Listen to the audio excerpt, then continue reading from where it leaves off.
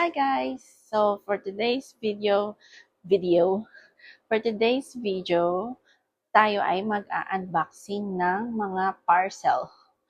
Dahil itong mga parcel na dumating na ito ay para kay baby. So yung ibang mga yung ibang mga parcel dito is from Shein, tsaka from Amazon. May mga parating pa ako from naman yung parating. From Temu, whatever. Tsaka from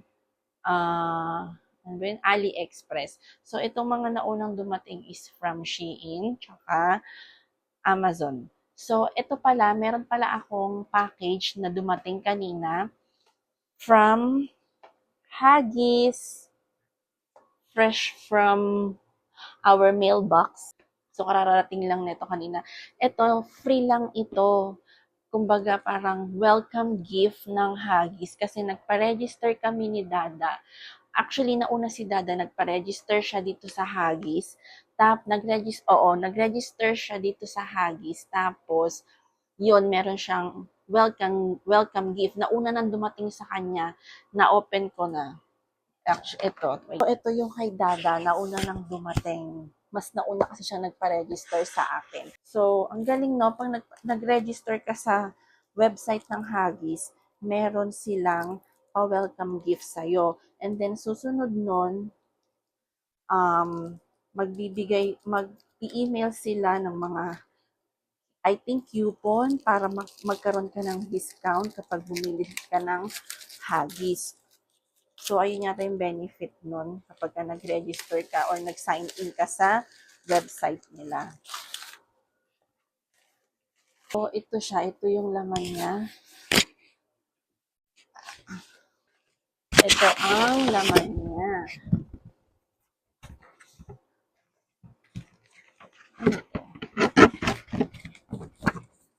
Ano ito?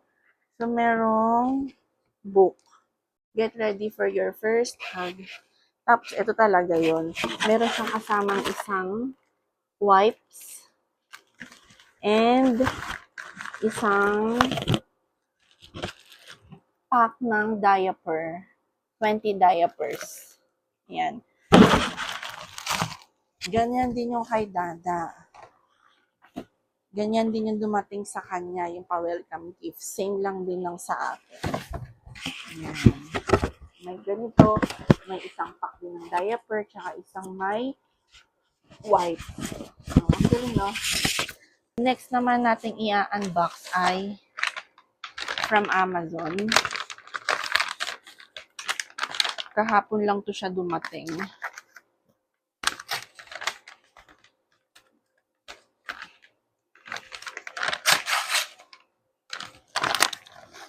So, ito. Ay, ang galing, may case na siya. Ano siya, 3-in-1, nose, nail, and ear picker. So, panlinis siya ng ilong, ng nails, tsaka tenga. Ayan, ganito siya. Tapos may kasama na siyang case. Ayan. Kasama siyang case. Natin. Actually, nag-ano ko ng mga baby registry. Gumawa ko ng list ng baby registry sa Amazon. So, para kapag meron akong o-orderin, nandun na lang ako titingin sa baby registry. So, ito I think from Shein. From Shein. Oh, Similac. Chupon. Chupon lang siya. Bakit? Dalawa.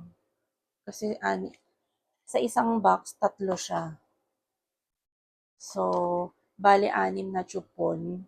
Kasi sabi nila dito, pag nanganak ka daw dito sa Canada, may libreng milk si baby sa hospital. Parang nakabote na siya. Tapos, lalagyan mo na lang siya ng chupon. Yung Similac, hindi ko alam, parang Similac or Enfamil yata yung binibigay sa hospital. Libre yon. Naka-bottle siya. And lalagyan mo na nga lang ng chupon. Kaya bumili ako ng ganito para dadalhin namin sa hospital in case na walang chupon. Pero sabi kasi nila, meron na daw kasama. Hindi ko lang sure, pero bumili na rin ako para sure. Pawang wala akong breast milk, meron silang naka-ready na, ready to drink na baby milk na nasa bote na siya. Tapos, lalagyan mo na lang ng chupon. Tapos, ito, portable nasal aspirator. So, ganito siya. Yan. Sabi kasi nila, mas okay daw tong pinapump. Ano ba? Ay, sinasuction. Mas okay daw to kaysa yung hinihigop. Although, okay naman yung hinihigop, nakokontrol mo din yung hinihigop. Pero kasi, sabi nila, ang hirap, yung iba daw paghigop, lalabas pa yung litid. Basta nagbasa-basa din ako ng mga reviews kung ano bang magandang nasal aspirator. So, ang dami ring mas magandang review na mas maganda nga daw tong ganito compare sa yung may bulb, tsaka dun sa hinihigop. Tapos meron pang isa yung parang china-charge, yung rechargeable ata yun or the battery. Basta yun, yung kagaya sa Ma'am Cozy, I think parang the battery ata yun or the charge. Pero sabi kasi nila this one is better daw. Kontrolado mo din naman daw yung pag-aspirate sa ilong ni baby. Tingnan nga natin yung loob. Oh. So, ganito siya. May kasama na siyang ganito. Tsaka may brush siya, panglinis. Hindi ko alam paano ito ginagamit, pero aaralin ko pa. Pero, yun. Tapos may kasama siyang ganito para hindi siya maaalikabukan. Ito, hindi siya. Ito yung pang... Oh, malakas din siya, oh.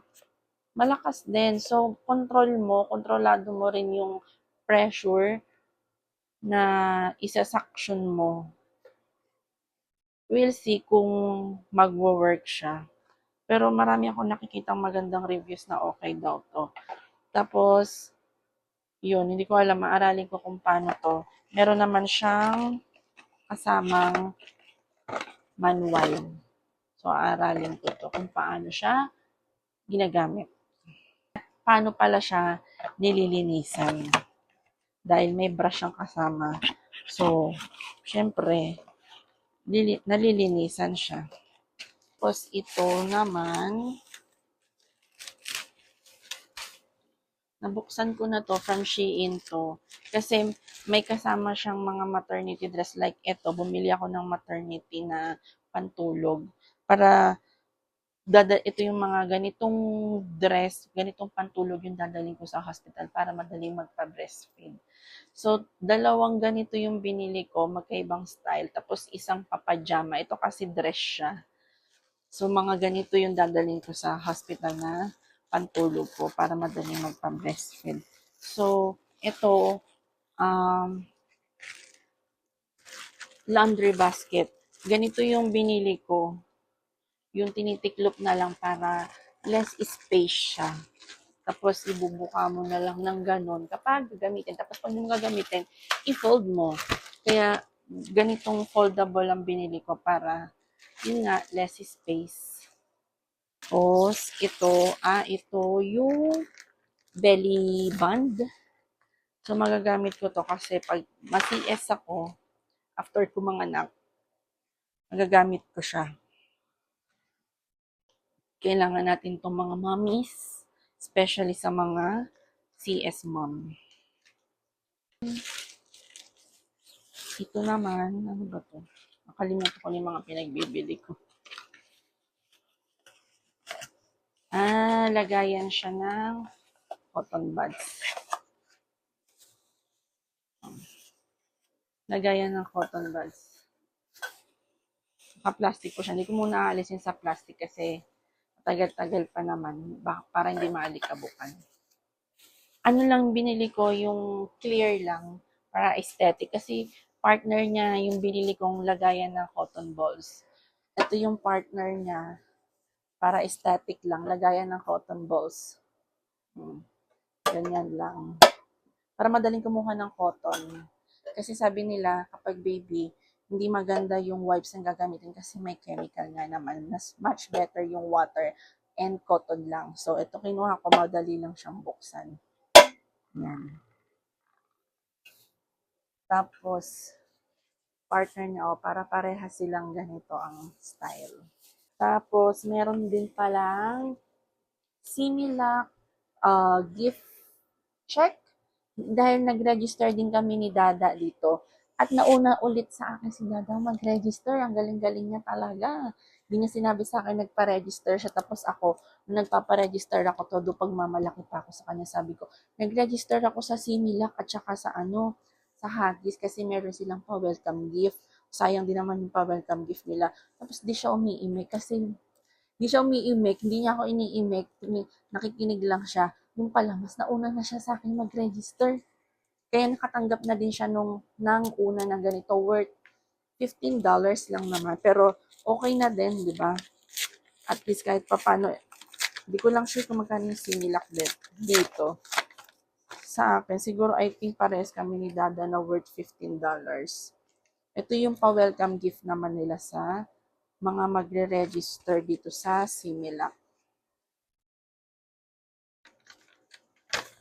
Magkano kaya itong sa akin? Ayan no. $15. Worth $15. So, 15 sa akin, tapos 15 kay Dada, $30 na. So, hindi ko alam magkano yung Similac dito. Pero, ewan ko kung ilang bote ng Similac na ang mabibili namin dito. So, ayun lang. So, wala na. Sa next batch ulit naman, marami pa tayong parcel na parating kasi marami-rami pa akong in-order para kay baby. Sa online na ako bumili kasi parang feeling ko mas mura or hindi. Hindi pa ako nagtingin-tingin sa mga baby shop dito. So, ayun lang. Susunod ulit na ating unboxing. Hi! Nesting time again! So, magbubukas ulit tayo ng mga dumating na parcel. And, isahan natin dito. Ito, halo-halo to. Meron kay baby. Tsaka meron sa akin. Ewan ko, di ko sure. Kasi meron din ako in-order sa Shein na para sa akin. Tapos, meron pang ulit parating na susunod naman natin i-unbox. Di ko naman tayong tagal kasi. So, ito na lang muna ulit. Uunahin ko yung mga dumating kahapon. So, ito from Amazon. Ano to ito? Ano na nga ba to? Kalimutan ko. Supply ni baby. Dr. Brown's. Meron na siyang brush, tsaka meron na siyang comb. Yan. Nabasa ko kasi sa review, magaganda yung mga reviews niya. Malambot daw yung brush niya. Hindi ako bumili ng color pink. Dapat pink ang bibiling ko kaya lang naisip ko, paano kung magkaroon kami ng baby number 2 na boy? Diba? Asang-asa yarn. Gusto ko pa kasi ulit magkaroon ng baby boy. So, ayan. Next naman, ito from AliExpress. Ang tagal mag-deliver ng AliExpress. Parang isang buwan ko na in-order. Yung dumating. Parang last month ko pa to siya in-order. Ang tagal-tagal na dumating. In fairness. So, ito muna. Dalawa kasi siya. Ito muna. Unahin natin. Ito, meron, siya, net para sa bathtub ni baby. Ito, nilalagay siya sa bathtub ni baby. Sabi adjustable daw to. So, universal naman siya. Kasya siya sa kahit anong bathtub ng baby. Tapos, na-adjust naman daw dito. Paano siya na-adjust? Iniikot daw, tapos isusuksok. Kasya kaya to sa pagsuksukan sa bathtub ni baby? Sabi kasi universal naman daw siya, kasya naman daw siya. Isuksok. Paano siya sinusuksok? Pag-aralan natin. Basta ganito siya. Ayan. Dito ihihiga si baby. Then, etong isa naman ay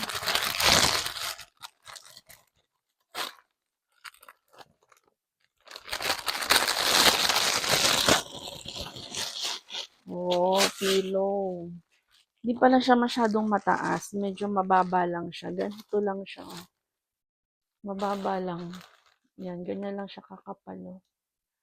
Para pagka papadidehin si baby or oo, pagkatapos niyang mag-breastfeed or mag-dede, dito na siya pahihigain para medyo nakaslant, medyo konting elevated yung kanyang ulo. Pero, syempre, isa side to side pa rin natin. Pero, pwede, maganda, okay din namang naka-elevate yung ulo niya. So, ganyan siya pa-slant.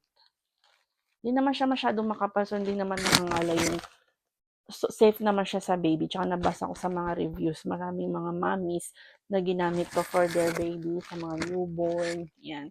Tsaka hindi siya, tsaka pag ganyan naman siya, so hindi lang sa ulo yung naka-elevate.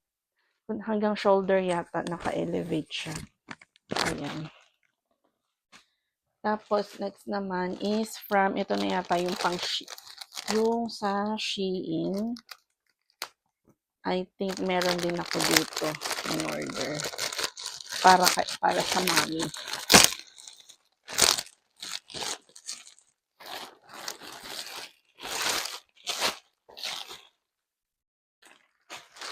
Ayan. So, ito muna. Madami to. So, ito, pwede isasabit siya sa cart.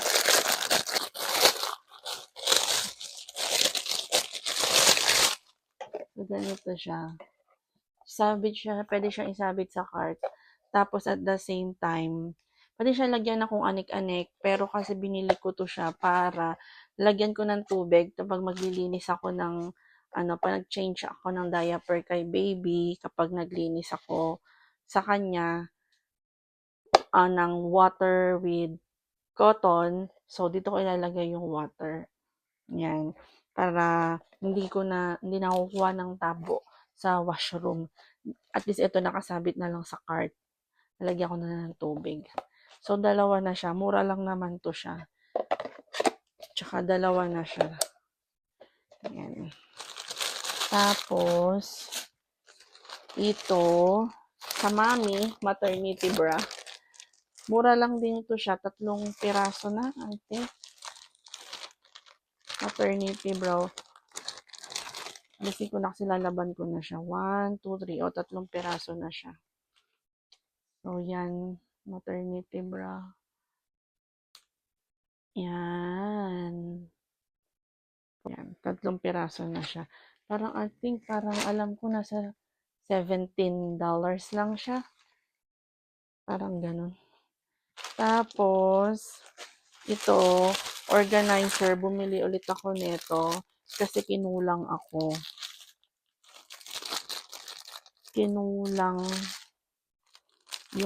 Bumili na ako nito last time ng organizer para sa cabinet. Kinulang ako. So, ganito siya. Ayan.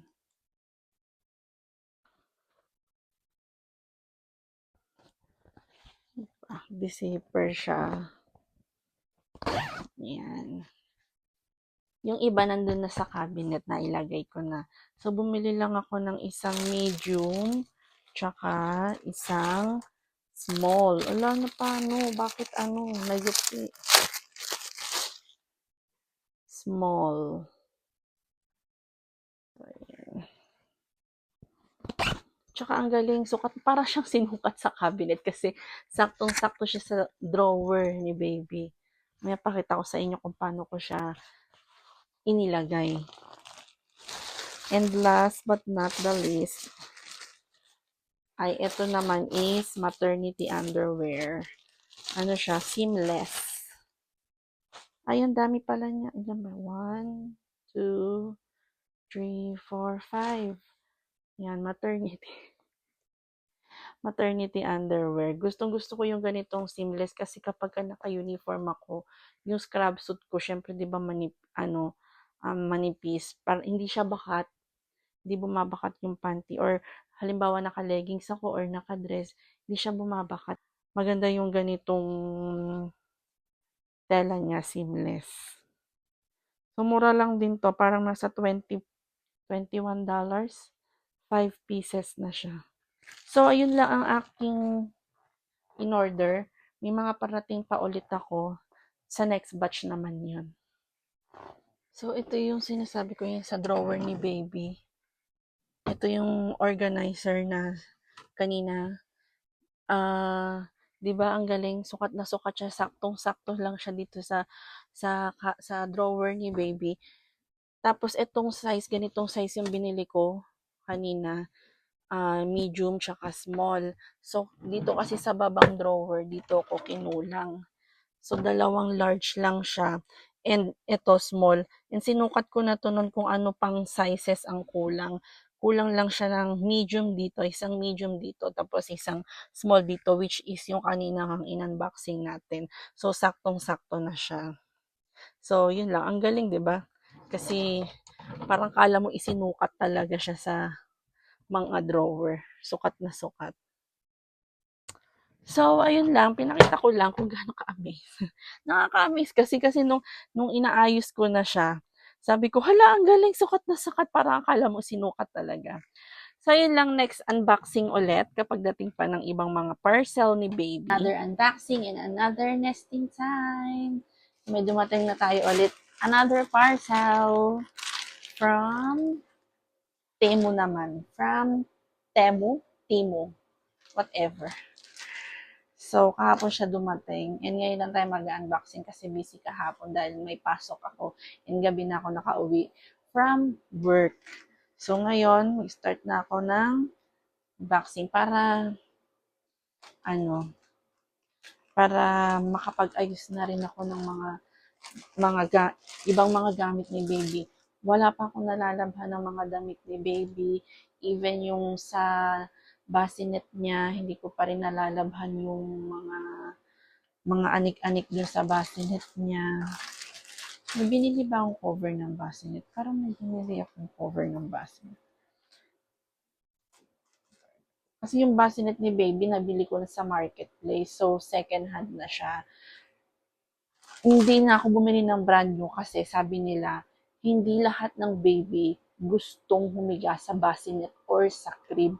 Yung iba kasi gusto sa kama or basta ayaw nila. Marami akong naririnig ng mga mommies sa mga friends ko na yung mga babies nila ayaw humiga sa crib or sa kahit sa bassinet. Kaya sabi ko, hindi ako bibili ng brand new kasi baka masayang lang din. Dahil yun ang sabi sa akin ng mga friends kong mga momshies na din.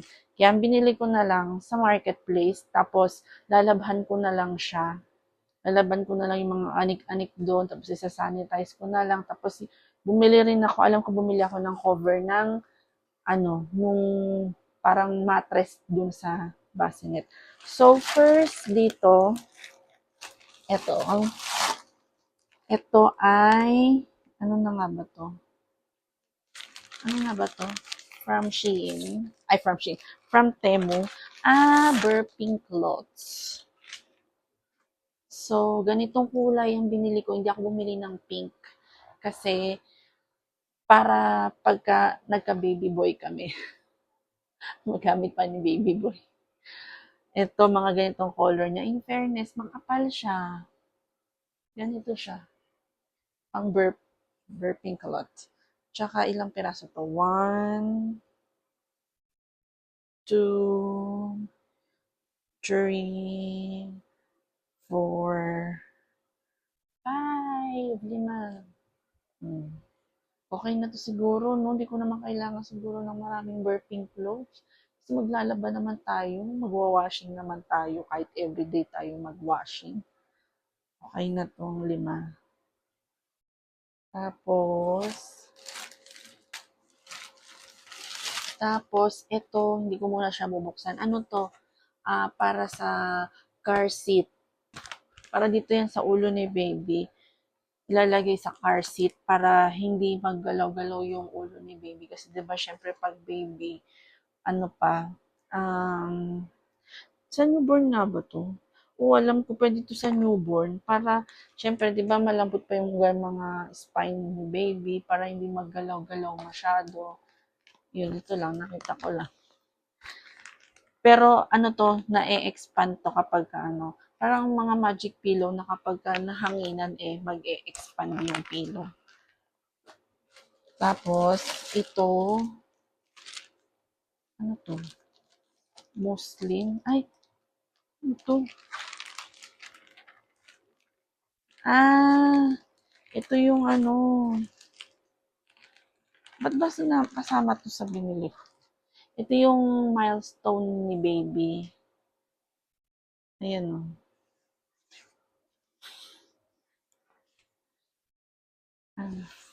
Milestone niya may 1, 2, 3, 4 hanggang 12 months. So, ganito siya. Yan. Yan. O, diba? Yung design niya kagaya nung ano namin ni Dada, nung wedding. Starry Night. Ang aming motif. Tapos, ito naman yung para sa car seat din. Cover tuloy. Anong tawag dyan? Basta sa car seat.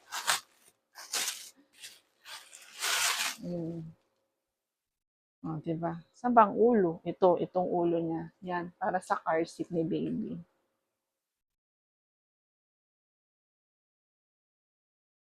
Tapos, maliit lang pala, okay lang pala din eh. Kasi, kala ko sa picture, malaki, parang ang laki niya kasi sa picture. Kaya isa lang yung binili ko kasi sabi ko, baka mamaya, malaki. Pero, maliit lang pala. Kaya, siguro bibili pa ulit ako ng isa nito. Siyempre, gusto ko dalawa para magkabilang side ni baby. Hotdog pillow. Ang lit niya, no? Pagka-toddler na si baby, kasya pa ba si baby dito? Ganito ba ba siya kalaki? Siguro bibili pa ako ulit ng isa para terno. Kasi isa lang binili ko. Kasi nga gusto kong makita muna kung maganda ba. Gusto kong malaman kung gaano siya kalaki.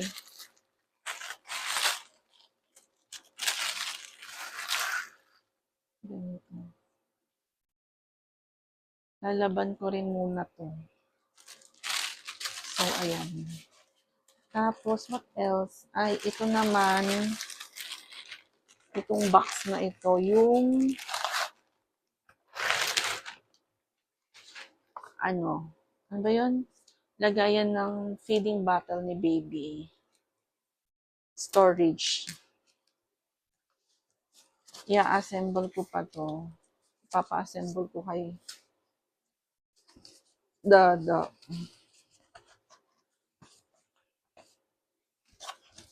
Basta, bukas na lang siguro. Kasi gabi na, 10 o'clock na ng gabi, tas wala si Dada na sa work.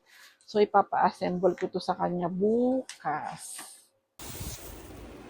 Ito sa baba.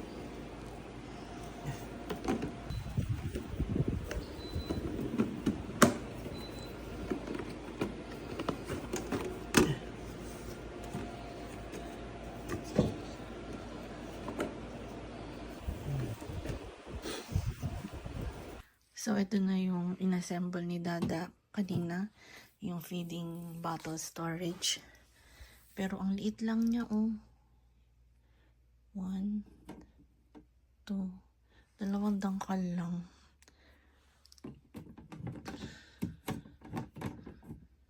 Ayan.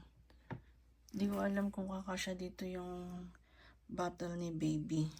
Baka siguro bibili pa ako ng isa pang klase ng storage box para sa feeding bottle ni baby. Liit lang.